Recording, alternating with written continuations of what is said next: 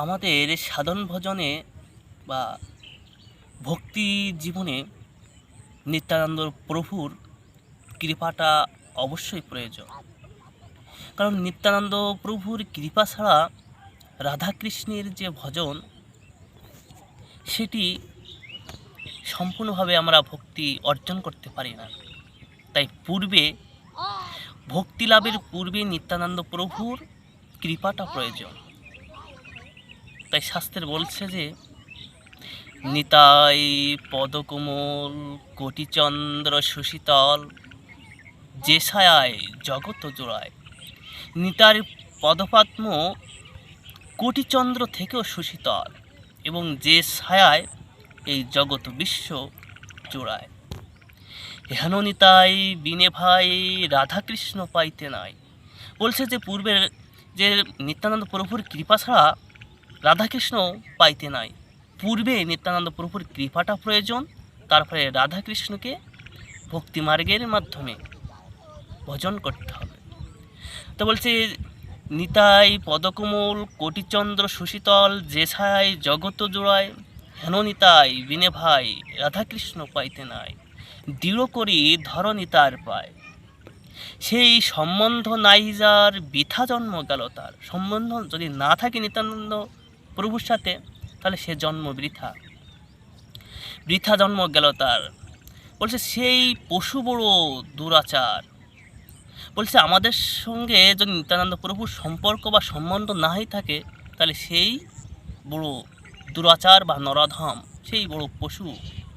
বলছে আমাদেরকে সাধন জীবনে রাধাকৃষ্ণের ভজন করার পূর্বে নিত্যানন্দ প্রভুর কৃপাটা অবশ্যই প্রয়োজন, তবেই তো না আমরা রাধাকৃষ্ণকে পাব।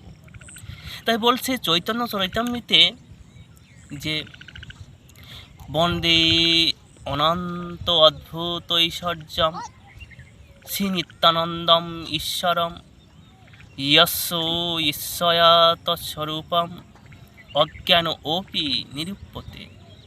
অনন্ত অদ্ভুত ঐশ্বর্যের মালিক শ্রীমান নিত্যানন্দ প্রভু এবং তিনি পরম ঈশ্বর। কারণ ভগবান শ্রীকৃষ্ণের দ্বিতীয় বিগ্রহ হচ্ছে বলরাম। বলরামের অভিন্ন বিগ্রহ হচ্ছে নিত্যানন্দ প্রভু। বলরামের অভিন্ন নিত্যানন্দ প্রভু। তো বলছে যে তিনি পরম ঈশ্বর, কৃষ্ণ থেকে তিনি অভিন্ন বিগ্রহ। তাই বলছে যে নিত্যানন্দ প্রভুর কৃপাটা সর্বপ্রথম প্রয়োজন।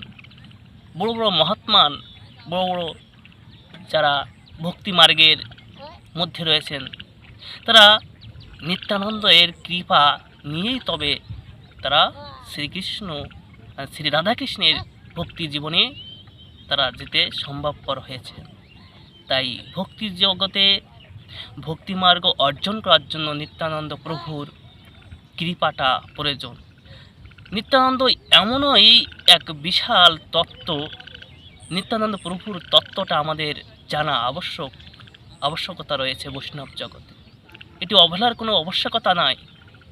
নিত্যানন্দ প্রভুর কৃপাটা সমগ্র মনুষ্য জাতির প্রয়োজন, তার ভজনটা প্রয়োজন। তাই তো নরোত্তম ঠাকুর বিভিন্নভাবে শ্রীমান নিত্যানন্দ প্রভুর গুণকীর্তন করেছেন বৈষ্ণব জগতে।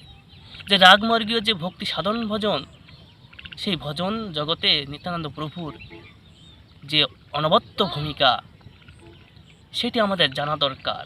কিভাবে আমরা রাধাকৃষ্ণকে পেতে পারি, সেই কৃপাটা নিত্যানন্দ প্রভু আমাদেরকে দিতে পারেন।